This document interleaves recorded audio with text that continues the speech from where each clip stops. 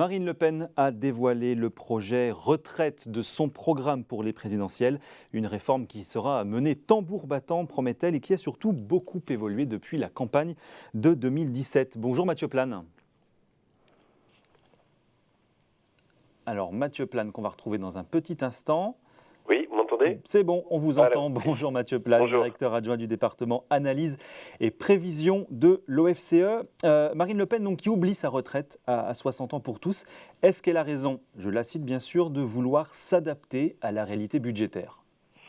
Bon, après, c'est des choix politiques, donc je ne vais pas commenter des choix politiques. Je peux juste ramener ça sur le terrain économique. La question des retraites est une question sensible et assez centrale dans notre système, qui est un système essentiellement d'ailleurs public sur les régimes de retraite. Et donc il y a des arbitrages politiques à faire qui sont assez décisifs pour le long terme. Et donc c'est vrai que dans le contexte de vieillissement de la population, les projections, la plupart des projections et celles du Conseil d'orientation des retraites, montrent à l'avenir un déficit plutôt des régimes de retraite, même si quand on intègre la hausse des durées de cotisation, qui est attendue à 43 années d'ici à 2035. Donc on a aussi une hausse des durées de cotisation. Donc la question, c'est effectivement si on va vers un système de retraite avec un départ plus précoce, se posera la question d'un nouveau financement. C'est-à-dire que déjà, dans le système actuel, le financement n'est pas assuré. Donc s'il y a des nouvelles mesures qui sont effectivement avec des départs à la retraite plus tôt, forcément, il y aura un coût supplémentaire. Donc je pense que Marine Le Pen a changé de braquet parce qu'elle voit bien que d'un point de vue budgétaire, c'était difficilement tenable. Et justement, comment on explique ce basculement ? Est-ce que c'est un strict calcul économique, comme on peut l'imaginer, ou est-ce qu'il y a aussi derrière un calcul purement politique ? Je pense qu'il y a les deux. C'est-à-dire que elle avait certainement conscience que le problème du financement d'une proposition comme ça allait se poser, qui représente effectivement, si vous basculez sur un départ à la retraite à 60 ans pour tout le monde, probablement ça va coûter plus d'un point de PIB en régime permanent. Donc c'est quand même quelque chose de très conséquent, qui s'ajoute forcément au déficit à venir. Donc il y a cette notion-là, mais il y a aussi un calcul politique, certainement de crédibiliser aussi son discours économique, c'est-à-dire c'est une façon aussi de se recentrer dans le débat pour dire je suis prêt peut-être à gouverner, et que cette mesure-là était peut-être un peu, on va dire, d'un point de vue budgétaire, posait quand même un certain nombre de questions. Donc c'est une façon de se crédibiliser, je pense, économiquement. De se crédibiliser également un petit peu. Alors pour l'instant, le départ à la retraite, il est fixé à 60 ans pour les personnes nées avant 1955.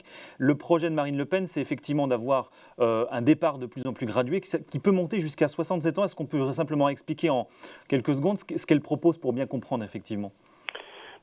Si j'ai bien compris, c'est que la durée de cotisation va dépendre de l'âge auquel vous commencez à travailler. Donc effectivement, pour des personnes qui commenceraient à travailler avant 20 ans, cette durée de cotisation serait de l'ordre de 40 ans. Donc ce qui permettrait pour ces personnes à partir à 60 ans avec 40 unités à taux plein. Et en fait, elle veut faire dépendre, je pense, c'est ce que j'ai cru comprendre, la durée de cotisation de votre âge de départ en activité, en disant qu'il y a certainement une corrélation forte entre le moment où vous rentrez sur le marché du travail et la pénibilité. Parce qu'on voit qu'aujourd'hui, la pénibilité est difficilement prise en compte, enfin ça existe, mais il y a quand même un lien très fort entre l'âge de départ dans lequel vous rentrez dans un système d'activité et la difficulté de certains métiers. Mais est-ce que ça règle justement la question de la pénibilité ? Parce qu'effectivement, c'est ce qu'elle nous dit, Marine Le Pen. Non, ça ne la règle pas. C'est assez arbitraire aussi. C'est-à-dire que du coup, on a des systèmes un peu superposés qui vont être assez compliqués. Il y a un coût supplémentaire qu'il faut aussi financer parce que c'est effectivement aujourd'hui pas le cas pour tout le monde.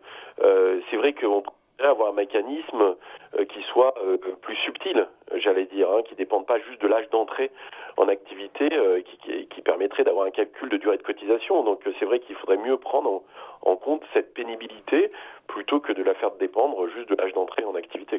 Alors un sujet, parce qu'elle dit vouloir limiter également avec ce système les études longues, parce que prétend-elle, beaucoup se retrouvent au chômage à la sortie de leurs études, et donc peut-être de limiter finalement la durée d'études, la longueur des études pour certains. Est-ce que ça, c'est une réalité qui, dans les faits, dans les chiffres, se vérifie ?